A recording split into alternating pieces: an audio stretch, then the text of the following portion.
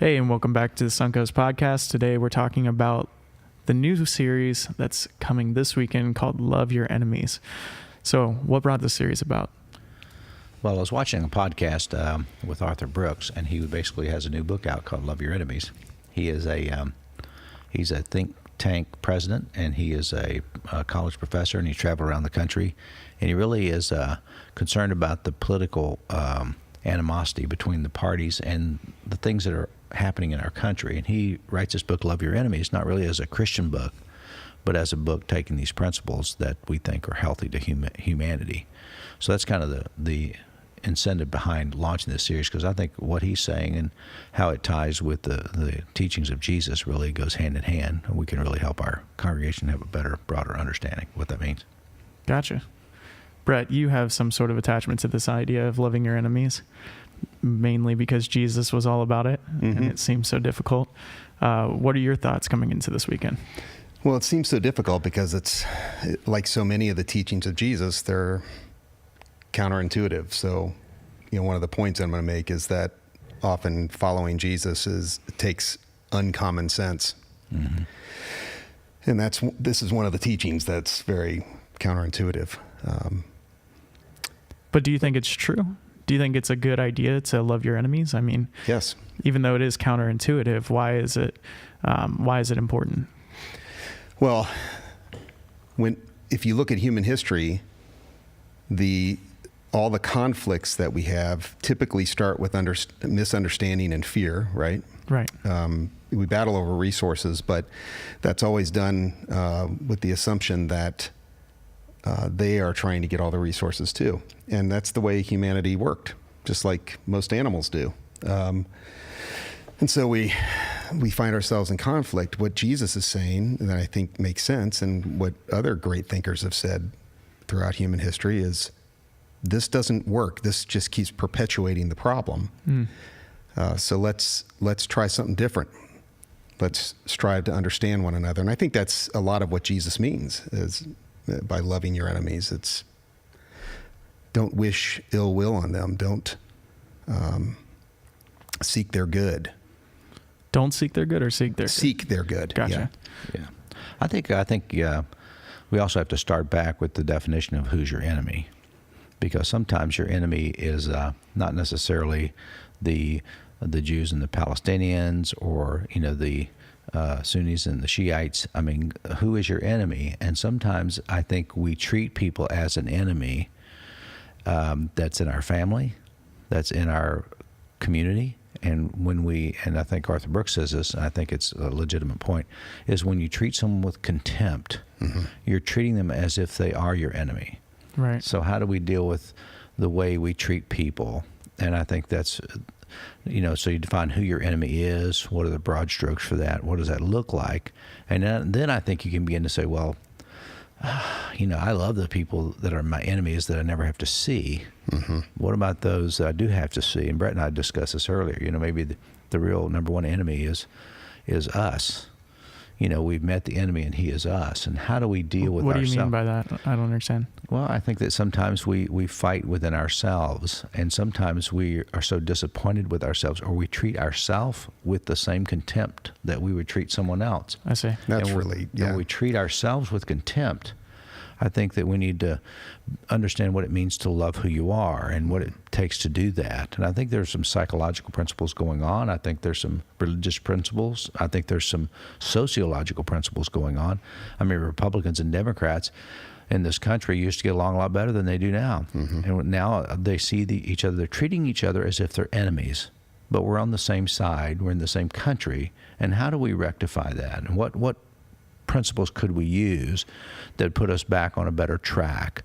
And so I find it fascinating, and I think there's some good statistics that'll come out of this. And when people leave, we really want them to walk away with the idea of, hey, maybe I need to change the way I treat myself and treat others, and quit rolling my eyes, and begin to take a deep breath and look more positively at life. So it's really a global thing, not necessarily Confederates and the Union in the North, as the Civil War was. but there seems to be a civil war raging all around us. And if we recognize it and we understand it and how we're treating it, I think we can begin to love our enemies. Do you think that that starts internally, or do you think that, like you said, the enemy can be ourselves, that the first enemy we have to learn to love is us?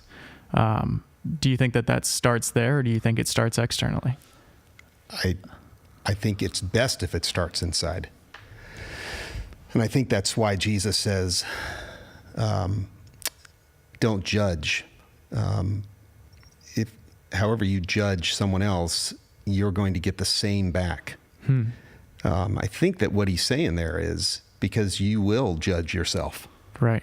And you will condemn yourself. You will treat yourself with contempt.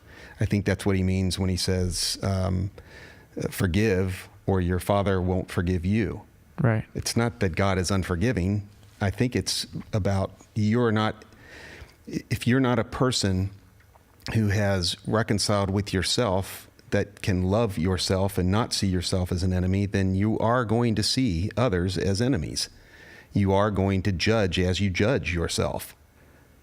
So maybe I'm wrong. So, but I take it a little different twist. I agree with what you're saying, but the inside versus outside, I would suggest that that you may not have it on the inside, but you need to act like it on the outside so that it will become internal. For example, I may not feel really lovey-dovey with you, but if I treat you with respect, or I treat you without contempt, and all of a sudden I begin to smile with you, then all of a sudden there's a change that happens on the inside after I've done something on the outside. So sometimes I don't think it necessarily starts on the inside.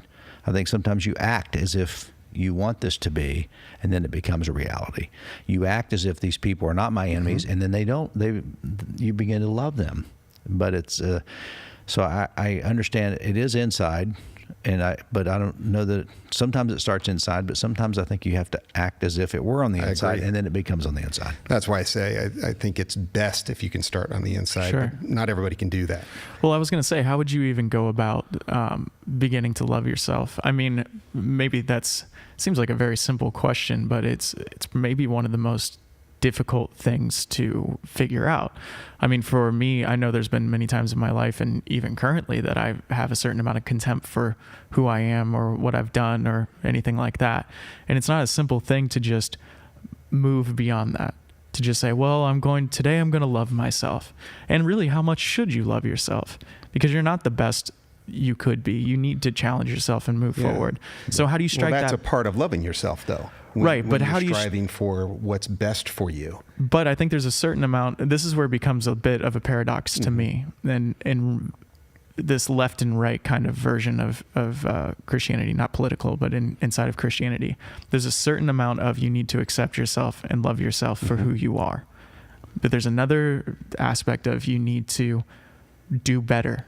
You need to clothe yourself with righteousness, or however biblically you want to put that. You need to become the best version of that. And I feel like those two things, sometimes there has to be a balance between them, but how do you find it? Well, I think, but this is back almost repeating what I said earlier, but when you begin to treat yourself that way, maybe you don't feel that way, but you treat yourself that way. You treat yourself as if you are worthy, and you don't treat yourself with contempt. You may feel contempt, but you refuse to allow yourself to treat yourself with contempt. So would you say the line is contempt?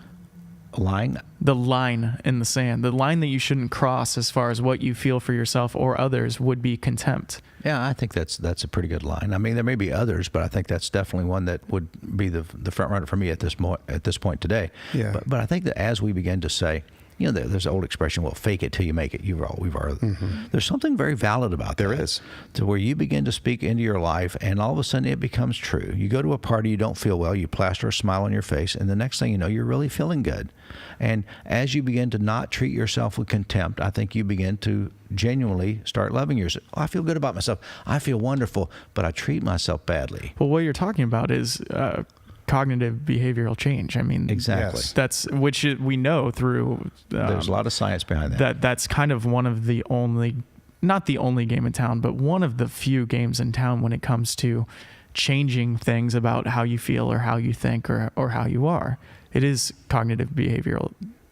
And there's no greater motivation for someone to strive for their best version of themselves than knowing that you are loved and accepted as you are. It gives you a safe foundation to excel from. Sure. So the early church called it the contemplation of divine love. The Buddhists call it the meditation of compassion. Developing. And so you asked before, what's the step I can take? What's the practical step? The practical step is the quiet time, the prayer time, where you actually think about what is it why do I feel this contempt for myself? What is it? And maybe even finding out that you may have contempt for yourself. Maybe just finding that out. Yes. I mean, it's taken me a long time to be able to be clear with myself that, I just don't like myself in this area. But some of us, there's so many people who have contempt for us, we just don't have room for it ourselves. That's probably true.